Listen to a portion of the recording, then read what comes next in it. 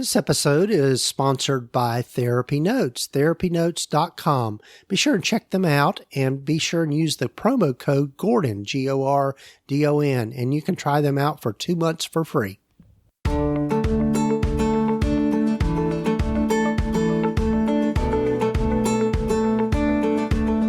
Over 15 years ago, when I started my private practice, I had to learn a lot, and most of it the hard way, and I don't think you need to do the same. Hi, I'm Gordon Brewer, a licensed psychotherapist, and welcome to the Practice of Therapy podcast, part of the Psychcraft network of podcasts. Join me in this journey of discovery as we have conversations with other leaders and professionals in both the mental and allied health fields. Join us as we explore both the business and clinical sides of running a private practice.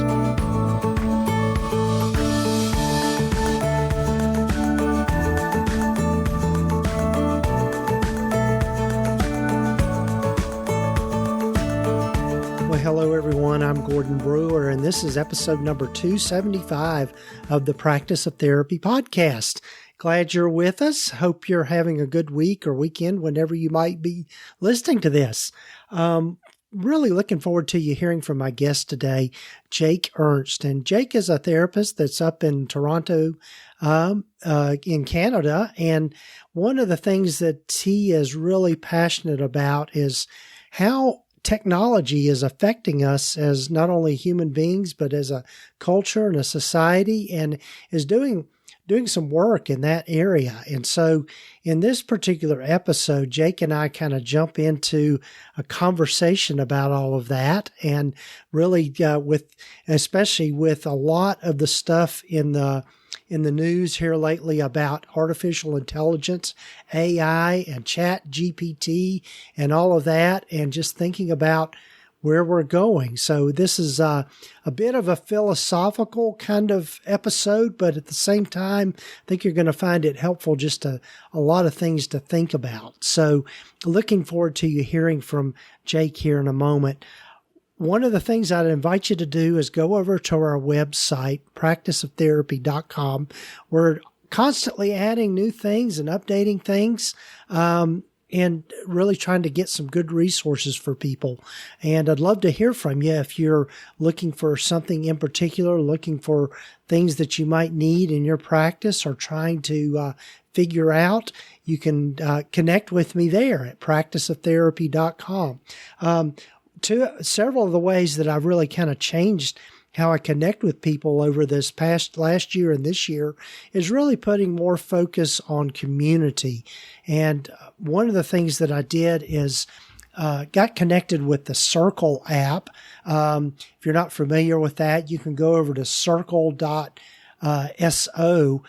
is the main URL, but if you'll go to practiceoftherapy.com/community, you can sign up to join the Practice of Therapy community directly through that location, and it's free to sign up. And one of the things I wanted to do is just kind of move away. It's interesting that I'm mentioning this in light of this particular episode, but wanted to move away from being on social media with the community, because as we all know, the algorithms rather, and all of that sort of thing have an effect on what people see and how they access information, and then what gets shared and all of that sort of thing.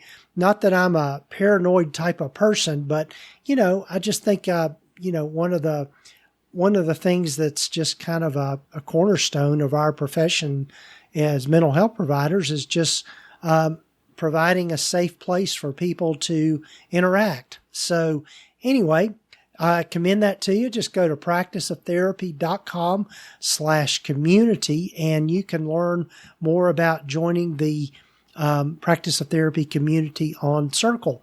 And it's also where I house my other groups that are memberships, the Practice Launch Club, and also the focus group for the group practice focus group, which is specifically for smaller group practices that are also insurance based. We've got our current cohort going on right now and really having a lot of great conversations with that particular group. But you can find out more about those things there.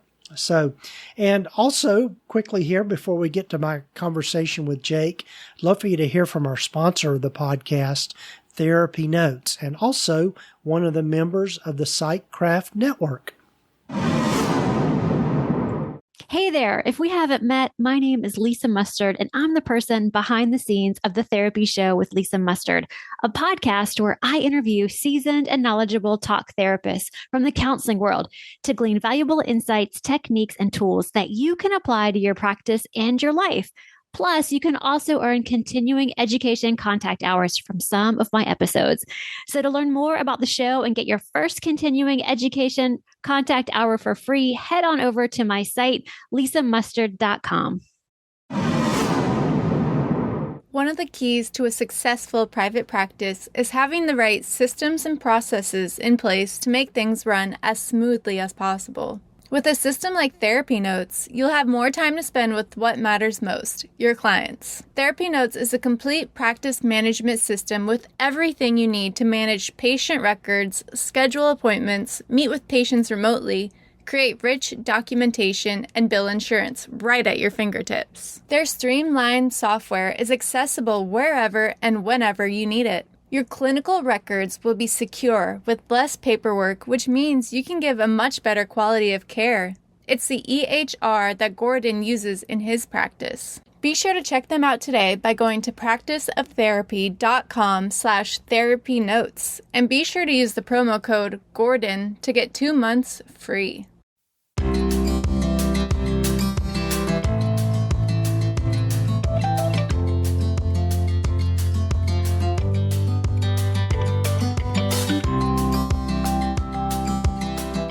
Well, hello, everyone, and welcome again to the podcast. And I'm looking forward to you getting to know Jake Ernst. Welcome, Jake. Thank you for having me. I'm happy to be here. Yeah, so I'm excited to get to know Jake.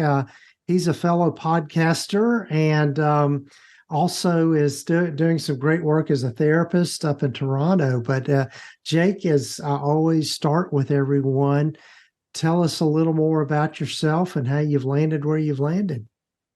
Yeah, I love this question because I think recently I've started to talk about myself as not my profession, but just the person that I am. I think that when I get into these spaces, I think it's really easy to collapse ourselves into the job that we do and the work that we do and what we get paid for.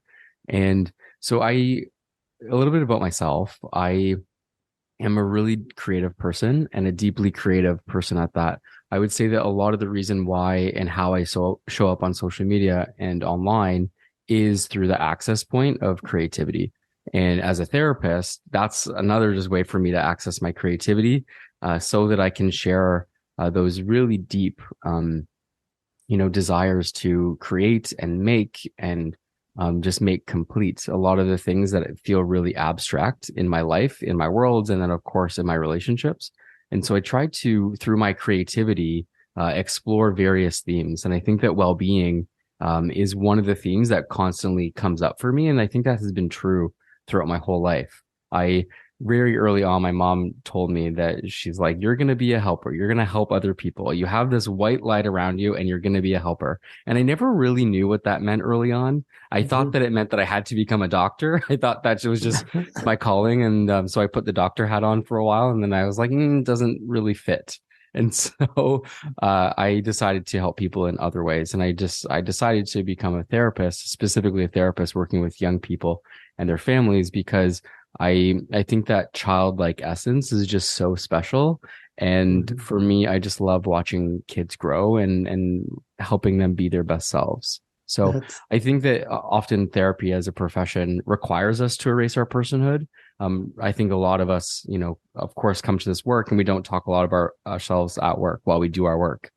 And being online and just, being able to create and write allows me to also hold space for both of those. Right. Yeah. It's interesting just thinking about bringing ourselves to our work.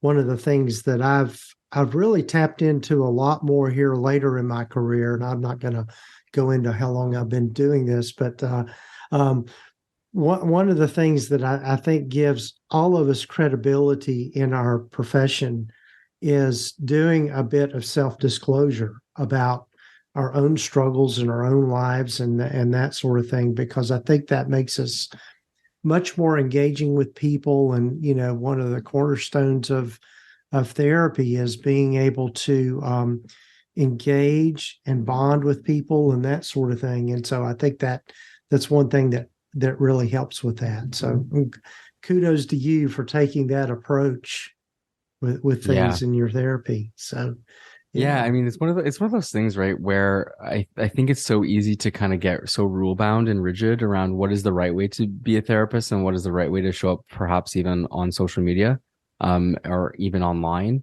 and sharing, of course, and making this work more accessible for folks and mhm, destigmatizing conversations that we know need to be destigmatized. And so right. I agree with you there. Yeah, yeah. So I know that one thing that's a passion of yours is social media, and just you've put a lot of thought into talking about how it's affecting us as a society and kids especially. And so tell us about all of that. Yeah, I think so. As I should say, I'm a millennial, and so I would say that I have one foot firmly planted in the pre-internet days, and then I have the other foot kind of firmly planted in the growing up online days. I would, Hmm. as a millennial, I remember, dial-up internet. I remember coming home when the streetlights had to come on. I remember Hmm. playing outside with my brothers and sister. And I remember, just having a play-based childhood, and one that was just taught me so much just by accessing those parts of myself. However, I think that what I'm starting to see is we're moving into this era of phone-based childhoods. And so there are many kids, of course, who are growing up right now having phone-based childhoods and not necessarily enabling them to build the skills and to be able to figure out, like, how do I be human in this really complex modern world, um, growing up. And so I sort of being a kind of on both sides of that fence really interested me as a therapist. And I have to say, there are no children that I'm talking to nowadays that don't bring up social media first. They talk about this Hmm. all the time as just being such a big part of their life and a big part of their emotions, their relationships, their friendships, their thinking patterns. Like, it's starting to, even just come into how they understand themselves and their identity. Their social development is really tied up in this stuff. And so I think as a therapist, especially one who works with young people nowadays, we really are wise to not separate them. Hmm. Meaning separating social media from the reality of kids. It's just, they're just so intertwined. Yeah, yeah. And I think I'm of the I'll say it out loud, folks. I'm of the boomer generation, and so I've been on that crux of moving from the analog world to the digital world and seeing all the changes that have occurred. And our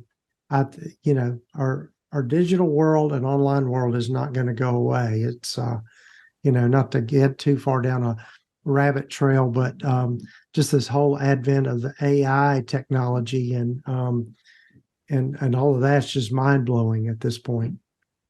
It is. And, I usually, when I speak about this work, I like to sort of frame it from a historical perspective and talk about some of Mhm. the major revolutions that just as humans we've had to sit through. And so one of the big ones that comes to mind, at least over the past century, is the steam revolution.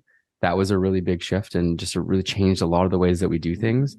Uh, of course, electricity was another major revolution that we've had to sort of sit through, and just really make sense of, like, how does this change the way we work, the way that we relate, the way that we connect, the way that we play, and the way we make money even. Hmm. And then as of recently, we are undergoing two other major revolutions as well. There's the computing revolution, which was which of course was the internet days, and then there's also now the intelligence revolution, which is AI, Web3, and all that kind of stuff. And so I'm not sure how much information people know about this stuff, but there's Web 1, which is the internet. Then there's Web 2, which is, social media and websites and e-commerce, that sort of thing. And then there's also Web 3, which is now we're starting to sort of see, which is blockchain and intelligence, metaverse, that kind of thing. Yeah, yeah. I've not heard those terms before, and that's a good categorization of all of that, I think. Yeah. And Yeah. That's especially good. from the standpoint of how it's going to change the way that we practice and change the way Mm-hmm. that we do therapy as well. I've been kind of keeping my pulse on just how this is going to change therapy. And we are already starting to see a lot of these internet-based therapy providers, which I think we could talk about, of course, some of the Mm-hmm. risks and ethical dilemmas associated with those Right. companies. And I should be clear, they are a tech company, not a health company. Mm-hmm. Those things those companies are starting to use intelligence in a way Yeah. that I don't think that as a therapy profession we're really ready to grapple with how that affects people's well-being. Right, right. Yeah, well, this might be a good segue into a topic that I think you could probably speak to because it has to do with social media. And that is this whole thing of confidentiality, protecting people's privacy, but yet everyone is putting their information online in social media. And so, how do we navigate that as therapists and that sort of thing? I mean, it's kind of like, yeah, I remember hearing at one conference I went to, and I think it was a thing on legal and ethical, and they said, absolutely do not look at your clients' profiles. So, yeah, I don't know the correct answer to that, but that's that's probably something that we all do at some point. We get curious about our clients and then look at their profiles and say, oh, this is what's going on in their life, or this is how they see the world, kind of thing. It's an interesting conversation just about boundaries in general, right? I think Mm-hmm. with this really unboundaried level of access that we have, I think that, yeah, like, of course there's the option to do that. And those options may present themselves, especially as a person like myself who writes online and I produce content publicly. There are Mm-hmm. clients who have come to me and said, "Oh, I follow you," or I read your work," or "I really like what you said about this." And of course, I have to wade through the many ethical complications of that navigation. And I think to your question, like, what is the right answer? I think the challenge is that there are many right answers, right? Mm-hmm. Yeah.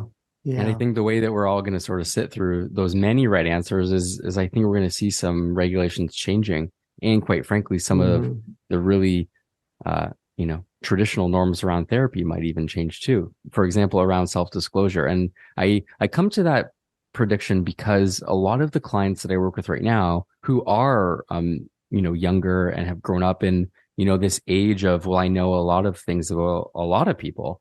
And why is my therapist withholding all this personal information? I'm noticing that a lot of teenagers now want self-disclosure. They want to Mm-hmm. know, like, have you had anxiety before? They're not Right. afraid to ask those types of questions. Right. Right. Yeah. So yeah. So how how are you thinking about social media and the effects that it's having on us? As I guess as not only as therapists, but also as a world in general. Yeah, I'm following closely some of the research of Jonathan Haidt. He is a professor and a researcher at in New York, and he is really leading the charge on this really big kind of question of our time right now, which is what is the impact of social media on teen mental health? And are there causal links there as well? Does social media cause the rise in teen mental health? And so to answer your question, I really kind of come back to that question, which is what is the relationship between technology in general and well-being? And it's one that I hear about every single day with young people and families, whether that is, anything with regards to, screen monitoring or screen time and consequencing. And, these are where parents are going to nowadays when they're thinking about, like, what are the consequences? Well, I can use screens as consequences. And so Mm-hmm. I'm not even just talking about, what are the health impacts, of course, of like scrolling on our phones and the dopamine dependency and the loops that we fall into. Although Mm-hmm. that is, of course, a layer, but I think it's just permeating every aspect of life, whether that be home, school, work, and I think it's really, for me, it comes back to what are these big questions that we as, let's say, adults have in our control. And so in my mind, those are things like age gating social media, answering the question of when should kids get a cell phone and how long should they stay on the iPad versus transitioning to a phone or a smartphone. And so Mm-hmm. part of the really big challenge with that is that the research is unfolding currently. And so in terms of best practice and a lot of the evidence that we of course rely on to make these health decisions, we don't necessarily have a lot of these answers yet. And I think that my prediction is that social media litigation is going to be the next tobacco litigation. And Interesting. I think that we are going to have to see some further litigation on this in order for these big companies to make changes so that they can further set some limits and parameters so that parents can also start to fully understand the impacts and its effects. Right. That's an interesting concept of just, thinking about, I'd never heard anybody put it that way, the next tobacco legislation kind of thing. And I think, we're seeing the crux of it right now with what's going on in Congress and the TikTok and that sort of thing about protecting information and all those kinds of things. We sure are. And, we're seeing the many layers of just that specific issue really kind of permeate, right? And really branch out into these other questions, right? Not just, for example, the mental health of kids, but some of the geopolitical impacts that these types of technologies are having on our relationships to ourselves and to each other.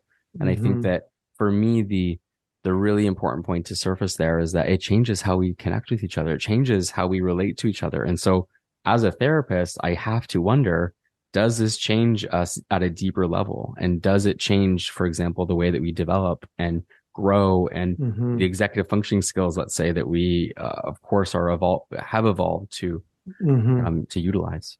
Right. Where do you see, what do you see happening in our world as therapists? What do you, you mentioned earlier just the tech companies kind of jumping into the therapy arena. I mean, as far as, not to call anybody out on this, but when we say tech companies, I think of things like BetterHelp and Talkspace and those types of things that are just advertising prolifically now. So your thoughts on all of that? What I'm starting to see and what I have been reading about and following quite closely is just how these companies are using things like algorithm and intelligence in order to inform their work, and specifically inform their technology and change the way that it allows them to roll out different services. As an example, there is suggestive evidence that says that there are many of these companies who are using intelligence and AI bots in order to optimize the access that and matching of therapists. And so there is sort of that kind of ethical question, right? That remains of how can an AI bot match better than humans can? And so I think there is a balance between, there could be a potential that it could, especially if we want to improve the speed at which we do so. But then I think it also really kind of goes back to the ethical piece of how much information does an AI bot need to know about someone in order to actually inform that matching process. Yeah. And so another way that the AI is showing up in therapy as well is with some of the text-based services. There have been some questions. I'm not here to make a declaration or to make a link here, but there have been some questions around who's to say that that isn't an AI bot on the other end of that text message? Who's to say that that is a real person on the other end of that text-based support? And so I think that part of, where my concern sort of lies is that when we are starting to use AI to provide therapy, like where are the checks and balances in doing so? Right. Where I've seen one of the bigger kind of questions come in is also in clinical supervision. There's some also suggestive evidence that says that some of these companies have been using AI bots to run alongside a therapy session with a clinician and client so that we can have in the moment clinical supervision happening on the screen saying, ask this question, or, hey, have you thought about pursuing this direction? Have you thought about maybe going this route? And so again, it's all that privacy data stuff, right? That really collapses into the AI question. Yeah, I've heard a lot recently about, we've heard it across the board, across a lot of professions, like medicine for one, and then law, about the AI bots just being able to, tap into that knowledge. I mean, like, an AI bot giving you a medical diagnosis based on the symptoms that you have and the blood work that gets fed into, these different, databases, and they're able to pull from it. And it's just, on one hand, it's kind of miraculous, but on the other hand, it's kind of scary in that sense. One of the things that I really am sorting through is this question of, is this a moral panic, and therefore just some like adjustment challenges, Mm-hmm. or is it actually a cause for concern? And Yeah. I walk that line pretty often, that I think sometimes it is, of course, our fear of the unknown and, our discomfort with it being a bit uncharted. Mm-hmm. And at the same time, I think that there are certainly some risks that we haven't explored before or haven't seen. So it rightfully so, raises the alarm bells. Oh yeah. Oh yeah. And yeah, there's are you familiar with Seth Godin? And he has a podcast called Akimbo, and recent episode talked about this exact topic. About, in fact, the whole episode was Seth Godin's voice that was duplicated from from artificial intelligence, and he kind of tells that at the beginning, but also says it at the end. And I'm a regular listener of that podcast, and you could not tell that it wasn't actually him. It was actually a computer generated voice that matched his. So I mean, yeah. And so, to that exact point, I think it's going to revolutionize many of our systems that we currently have in place. And it therefore is going to disrupt a ton of things and the ways that we work and the ways that we connect. Mm-hmm. And I think that I worry about how these things take over our humanity and take over the things and features of our human system that we need in place in order to survive and in order to be well and in order to be healthy. I think that the connections that I sort of made to a lot of these revolutionary changes do sort of map on and sort of capitalize off of the already like functioning systems that we have in place in our own bodies. For example, I see the overlap between the way an algorithm works, similar to how our nervous system circuits work.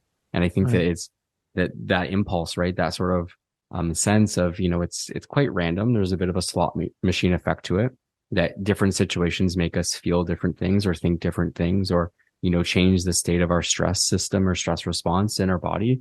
And yeah, I think that there's been a lot of research into how these systems operate. And just quite frankly, how powerful they can be.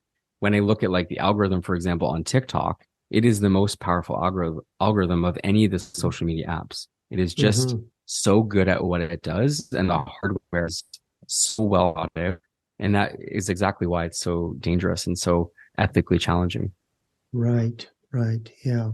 Well, I think you're right. I think the implications for us, particularly in our field, just thinking about just from a relational standpoint of one of our core human needs is to be connected to others and to be able to have that relational thing. But it's almost like what is happening is that we're getting a relationship with this artificial thing. And and so it's and it's just, and I'm thinking about, what happens in the brain with that, with the dopamine response, all of that stuff is something we're dealing with. I mean, it's just, I do a lot of work with men that are struggling with sex addiction, particularly pornography addictions. And it's what it does to the brain is there. The research backs it up. And so it's just, it's a whole phenomenon that's just going to continue to kind of blow up, I think. I totally see that. And, there's of course the dopamine piece and there's the oxytocin piece. I know with respect to our phones, like it has really significantly decreased the amount of eye contact that we're making with each other.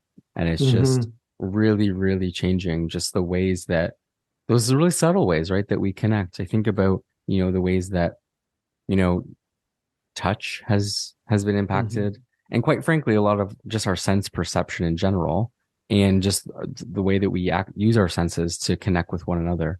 So things like listening to each other, making eye contact, Mm-hmm. touching, right? Just being able to be present in the very physical sense. It's turning it into a different connective experience.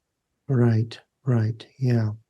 So what are you seeing as the way forward with all this stuff? I know we've been hitting a pretty broad but important topic here. We are, and I see many solutions sort of on the table, and I would love to see, of course, legislative changes that will cause some companies to really take this stuff seriously. As an example, the Facebook files that were leaked in 2021, in the fall of 2021, showed so there was a whistleblower who leaked this. They showed that there was an impact of teenage mental health, and specifically the mental health of girls on Instagram. And that's a really key example that I point to as a way that an evidence for why these changes should take effect. And so what I would like to see is one person, one profile. I think that would really change the experience of being online, specifically through the lens of anonymity, but then also just through the lens of, the filtering that we personally do in order to decide what we're going to put out there, what we're going to say. So I think one person, one account would be important change. Another one is age gating social media. I think that there should be no middle schooler who is going through puberty and going through really rapid social development, doing it online, and doing it with a front-facing camera, taking pictures of themselves and comparing themselves to other people. I think that age gating social media, I may be bold in saying this, but I think it should be at least 16 or 17 before kids should be allowed to freely use social media. And I also think that if there are going to be younger kids online, then there should be limits. There should be, by the companies, that if your profile is set at age 14, you should only be allowed 1 hour a day. That's what the data is saying, is that once kids get into more than 2 hours per day, especially, then that's when we start to see the mental health effects. From a parent side of things, I think one of my main recommendations is no phones in bedrooms. I think that as soon as kids get quiet and private with the phone, I think that's where we start to see some of these challenges take place too, specifically past 12 a.m. So I would say no phones in the bedrooms past 10 p.m. and really especially no phones overnight, because that's when kids start to go inward and they start to encounter some pretty dangerous themes and some pretty dangerous things. And so I think that like guardianship element is really important. And then I think overall, I really try not to personalize a systemic issue, and I try not to overshare on all these like little personal things that we can do differently, because I do think that it is a broader conversation. So I'll say that caveat, but I think that we are all at a place where we are all going to have to figure out what is our own relationship with dopamine, technology, overuse, what is actually healthy for us. And I think that we should start treating it like food. We should start treating it like other things that we put into our body or consume. And I think that it's going to become, lifestyle, diet stuff, social media habits, fitness and movement stuff. I think it's just going to become another really important branch of healthcare that we need to talk about. Right, right. And we haven't even touched on gaming yet. I mean, that's just right. Yeah, same category. Yeah. Absolutely. And so I think with anything, there's the personal habit component, right? Which is to say that in schools, I think we should start educating kids about these types of things. And this isn't just, phones and social media apps, right? We're also talking about, things like gambling apps. We're talking about pornography. We're talking about email, right? We're talking about just the ways that we are so looped in and connected to these really designed to be addictive apps and websites. I think about some kids in video games. I know there's a big discussion about like, are video games violent? But that's actually not, I think, the conversation that we need to have. I think we need to have the conversation of how much is too much, and are you indulging, and are you doing too much of it? Regardless of the theme, I think that what I would love to point our attention to is, we can't just be living online. We can't just be doing one thing all the time. We need diversity, and we need to build our own personal habits around this too. Right. Yeah. Well, Jake, I know I've got to be respectful of your time, and it's this is a long conversation, a long topic for us to pack into a podcast. But tell folks a little bit about how they can get in touch with you, and also tell them about your podcast. Yeah, absolutely. So you can get in touch with me. Probably on social media is the best place. I know we just talked about Yeah. the irony there is not lost on me. Yeah. But you can follow me at MSWJake. That's where I post a lot of my thoughts and quite frankly, a lot of my analysis of things that I'm seeing in the therapy room and beyond.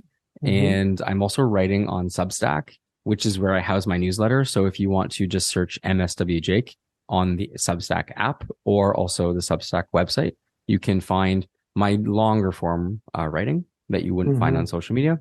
And finally, I have a podcast where I also talk about this kind of stuff, just like we are here. Yeah. And so the podcast is called This Isn't Therapy. And I do that with my very best friend, Simon, who is not a therapist. And it's just a fun time. We like to have a laugh, and we like to talk about some of the things that are happening in real life. Yeah. And I'm looking forward to listening to that. Yeah. So, and we'll have links here in the show notes and the show summaries, so you can get to that. So, any parting thoughts here, Jake, with all of this?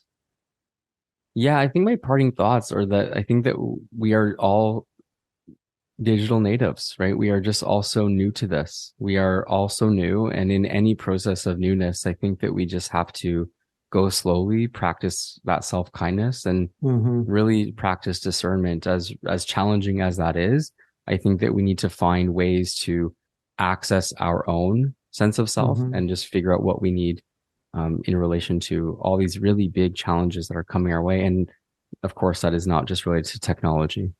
Yes. Well, thank you for the work you're doing, and I'm really looking forward to hopefully us getting together again and talking more about these things, because I think it's important and relevant to all that's going on in our world.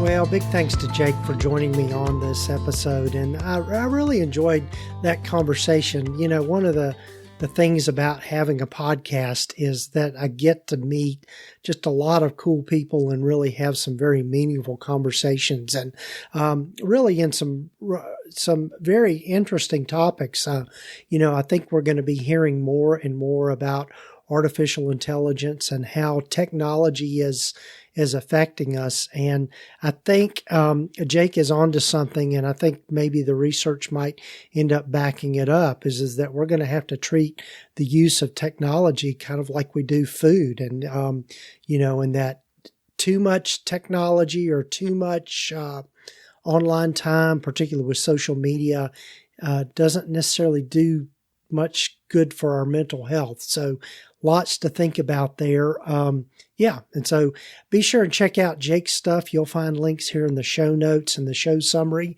And also invite you to go over to practiceoftherapy.com and just poke around and look at the website and find out more about all of our resources. You can sign up to get a free private practice startup guide by going there if you're in those beginning stages. And if you're in other stages, like in group practice and maybe thinking of leveling up or scaling up in your practice, got a lot of great stuff for those different phases of private practice. So be sure and check it out. Go to practiceoftherapy.com.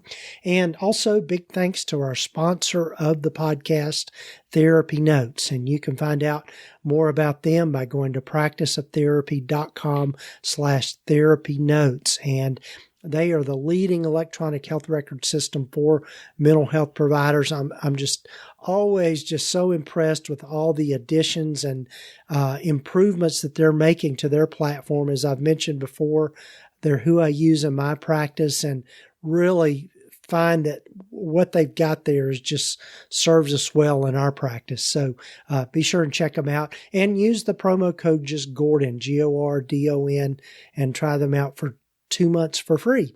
And also, quickly before we go, be sure and check out the Psychcraft Network. We've just gotten some new members to the network.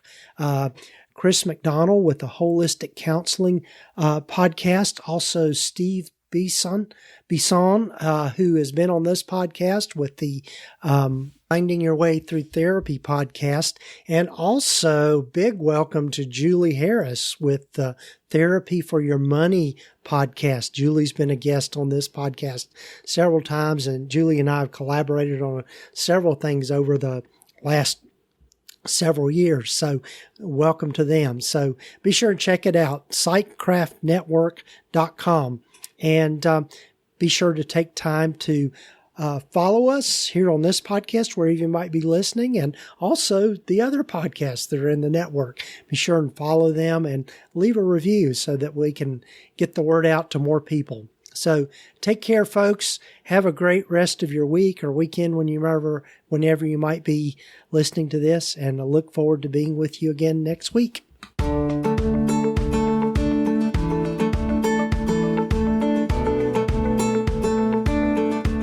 You've been listening to the Practice of Therapy podcast with Gordon Brewer, part of the Psychcraft network of podcasts. You can find out more about the other great podcasts in the network by visiting psychcraftnetwork.com. And if you haven't done so already, please visit us at practiceoftherapy.com and get your free private practice startup guide, along with a lot of other great resources and webinars and free things just by visiting. Also, be sure to follow us wherever you might be listening to your podcasts. This podcast is intended to be educational in purpose and is not intended to give legal, accounting, or counseling advice. If you need a professional, find the right person for that.